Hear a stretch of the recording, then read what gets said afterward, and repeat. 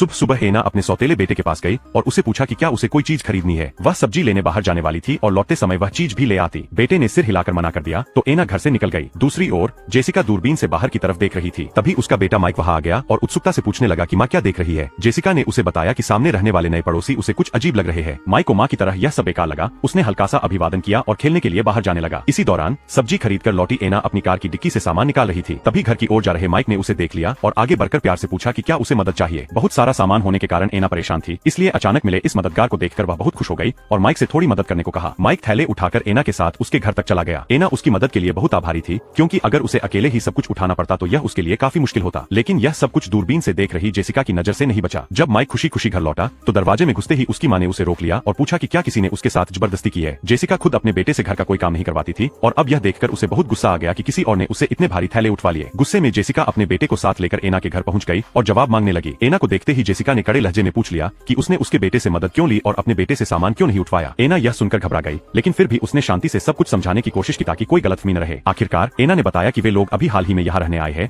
और वह पड़ोसियों के साथ अच्छे रिश्ते बनाकर रहना चाहती है।